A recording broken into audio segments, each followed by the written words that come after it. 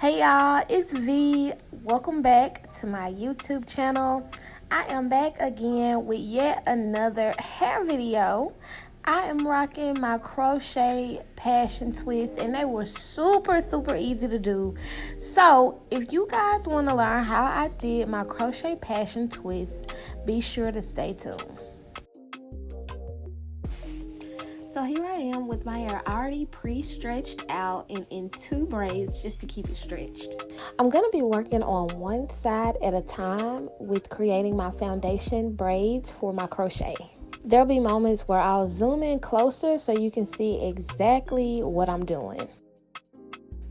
First things first, I'm parting out for my very first braid, making sure that my parts are as straight and as even as I can get them. In this method, I'll be doing the grid pattern, which is designed to help the individual braid styles look more natural. And in all honesty, to me, I think this is the easiest way any beginner can do a crochet style. I want to make sure that my very first braid block is about the similar size to the twist before I actually braid it. I'm going to use a little bit of a pomade. You guys can use the jam or an edge control just to get your base smooth with each individual plait. This will help give you more smoothness and help your style stay neater a little bit longer. So as you see here, I have one row designed to go back. I'm going to break this row up into a few individual braids and connect each braid to one another as I plait the other block. I'm going to show you what I mean. I've already done my very first braid of the row. Working on my second braid, I'm going to go ahead and start the braid to get my base going. And before I finish the full braid, I'm going to actually add that very first braid's tail into this braid and then braid it down. Then I'm going to continue to move back on this horizontal row doing that same thing.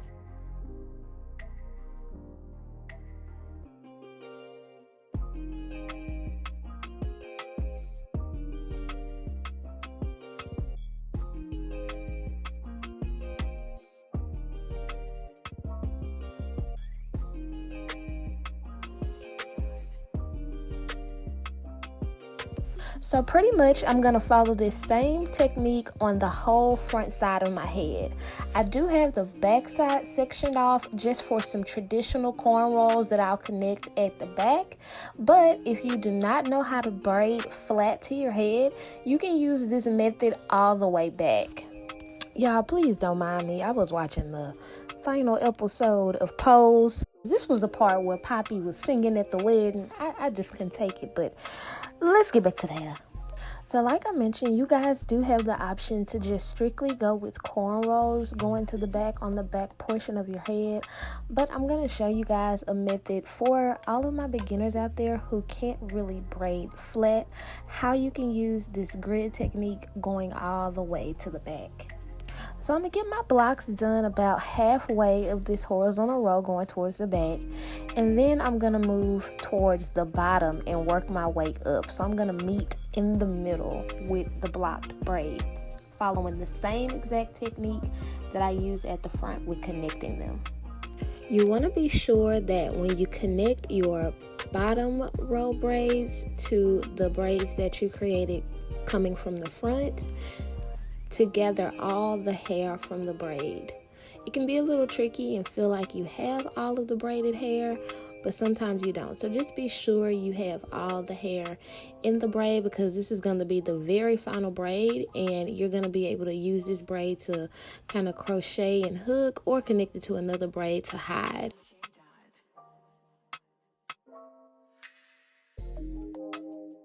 So now I'm halfway braided up. What I did was I used the grid technique on both of my edge braids and also on a fourth of the back of my head.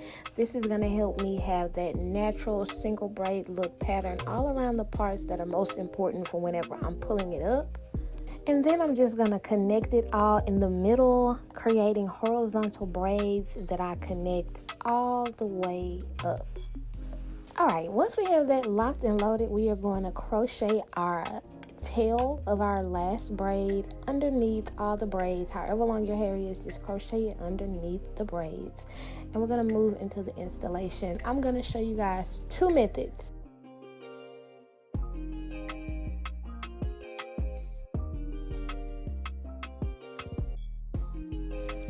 Method 1 is actually using the crochet hook through and through.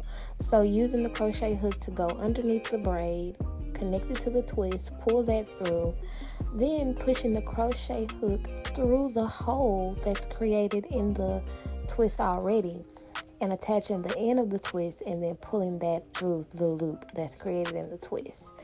This way is a little bit more advanced. Things can get tangled up, especially with this type of hair because it's curly, and so you can kind of alter and mess up the twist if you don't take your time. So I would only recommend this technique for somebody who doesn't have a lot of time and is accustomed with using the crochet needle on their own head.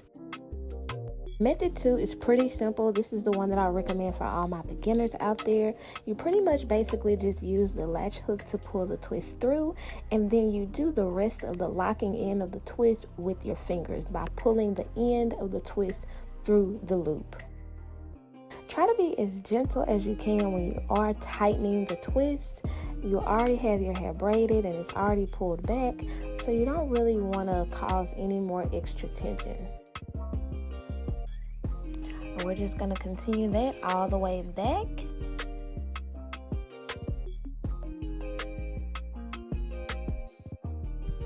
So this is it. As you can see the parts in between the twists, which that is the goal.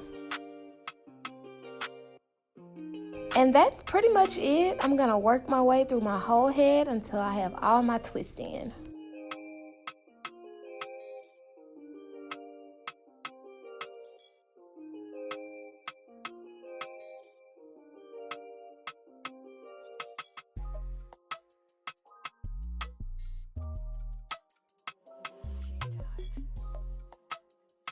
Now I am all done. This is me with all the twists in. I ended up going back after this initial install and taking out maybe about a pack. It could have really been a pack and a half worth of hair just because it was too much hair.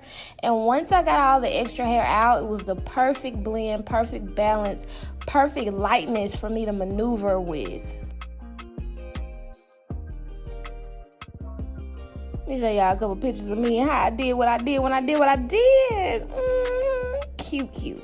So yeah, y'all, I wore this style for about 2 good months and I really enjoyed it.